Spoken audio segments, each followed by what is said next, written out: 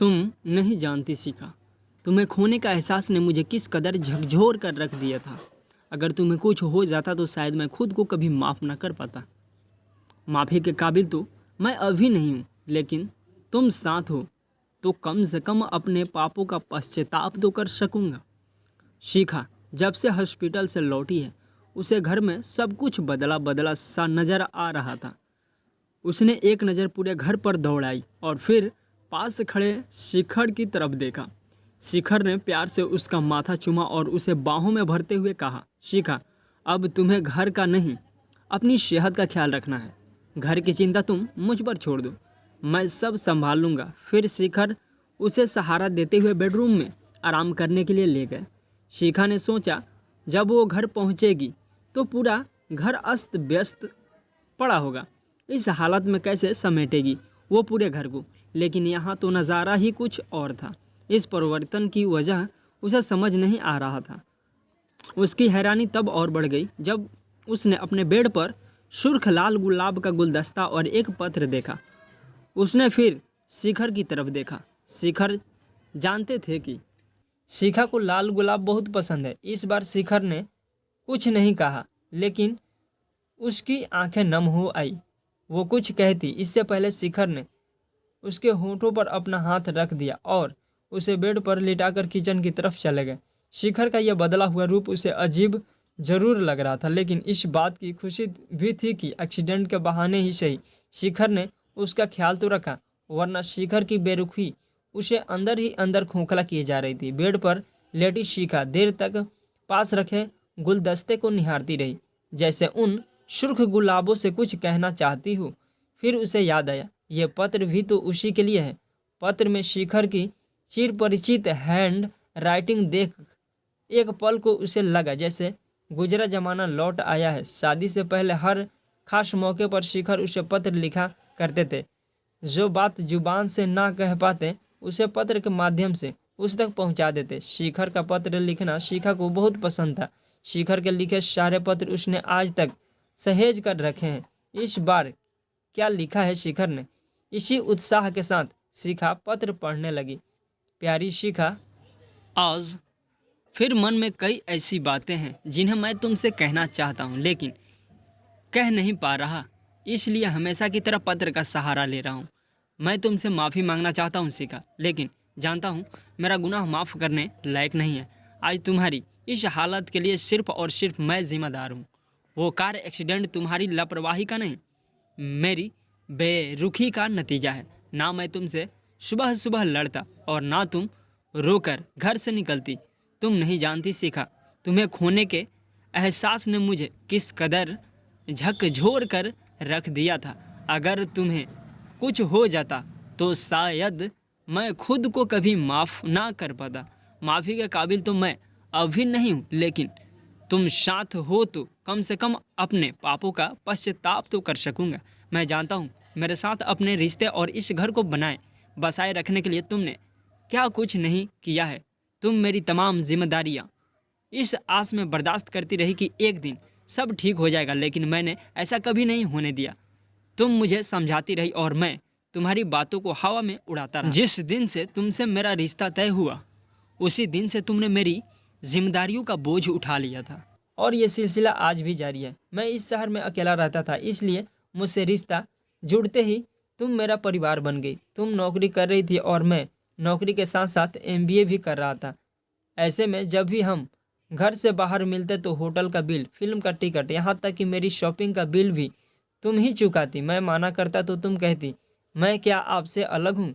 अभी आप पर घर का किराया, खाने पीने की व्यवस्था, कॉलेज की फीस, बहुत सारी जिम्मेदारियाँ हैं, इसलिए मुझे खर्च करने दो। फिर तुम अपनी प्यारी सी मुस्कान बिखेरते हुए अपने मजाकिया अंदाज में कहती, जब आपका करियर सेटल हो जाएगा तब मैं आपसे बड़ी बड़ी फरमाइशें करूँगी। तब ना कैसे करोगे जनाब? तुम्हारा ये अपनापन मुझे भीतर तक भिगो देता है और मैं तुम्हें अपनी बाहों में भर लेता। सच, कितने हसीन सपने बुने थे तुमने हमारे भविष्य के लिए। मेरे प्रति तुम्हारा समर्पण पहले दिन से 100% था। मैं ही तुम्हारी बराबरी नहीं कर सका। ऐसा नहीं था कि मैं तुम्हारे प्यार और त्याग को नहीं समझता था, बल्कि मैं तो तुम्हारी झोली खुशियों से भर देना चाहता था। दुनिया की हर खुशी तुम्हारे कदमों में ला कर रख देना चाहता था, लेकिन मैं उतना काबिल कभी ना बन सका जैसा तुम चाहती थी। शायद इसके लिए मैंने कोशिश भी नहीं की। दरअसल तुम मुझे ऐसे कंफर्ट जोन में ले आई थी जहां मैं खुद को बेहद सुरक्षित महसूस कर रहा था। तुमने मुझे कभी किसी चीज़ की कमी महसूस नहीं होने दी, इसलिए मैं आराम परस्त हो गया, सिर्फ अपने सुख, अपने ऐशो आराम तक सीमित रह गया। तुम हर जगह मुझे पैसों की मदद करती रही ताकि मैं कभी अभाव महसूस ना करूं और पूरा ध्यान अपने करियर व पढ़ाई पर लगा सकूं। शादी के बाद भी तुम मेरी पढ़ाई का खर्च उठाती रही ताकि मुझे प्रमोशन मिले और हमारी गृहस्थी अच्छी तरह चल सके। लेकिन मुझे अब तुम्हारे पैसों की आदत पड़ गई थी। मेरे मुंह में जैसे खून लग गया था। अब मुझे हर समस्या का समाधान तुम में नज़र आने लगा था। जाने अनजाने मैंने खुद को लालची और आलसी बना दिया था। मेरी खुशी के लिए तुम घर बाहर की तमाम जिम्मेदारियां खुशी खुशी उठाती रही। हाँ, प्रत्युषा के जन्म के बाद तुमने पहली बार कहा था, शिखर अब मैं नौकरी नहीं करना चाहती, अपनी बेटी के साथ रहना चाहती हूँ, उसकी अच्छी परवरिश करना चाहती हूँ।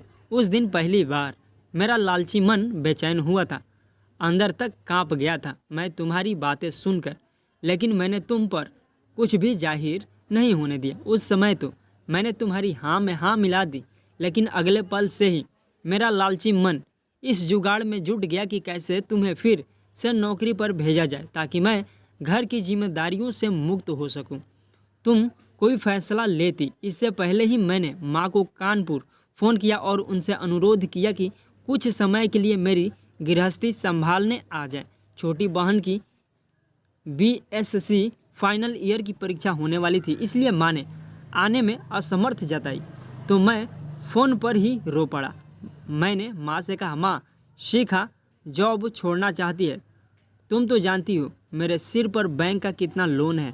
मेरे पास सरकारी नौकरी भी नहीं है जिसके भरोसे मैं निश्चित हो सकूं।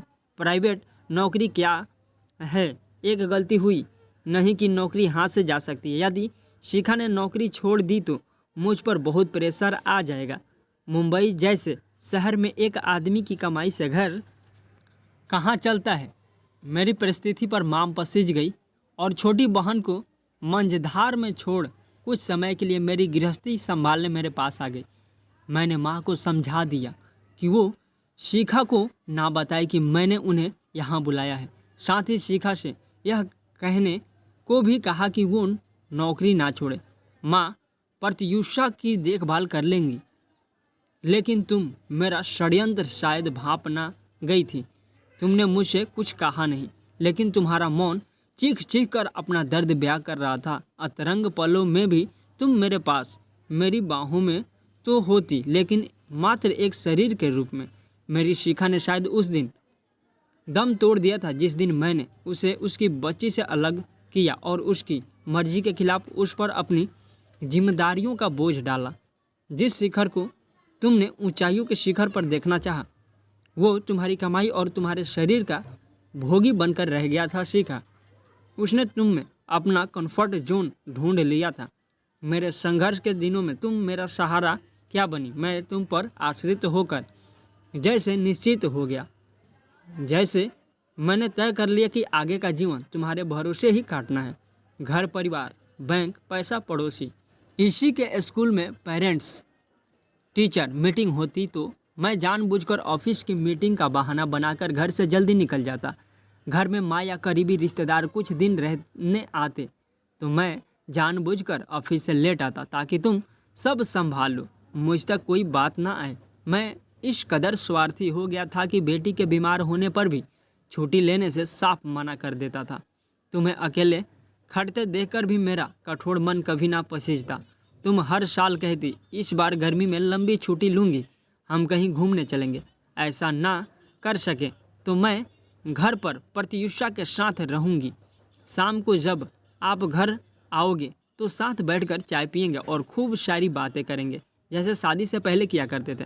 तुम कितने अरमान से अपनी भावनाएं व्यक्त करती थी, लेकिन मेरा लालच मन तुरंत कैलकुलेटर करने लग जाता कि तुम्हारी छुट्टियों से मेरा कितना नुकसान हो जाएगा।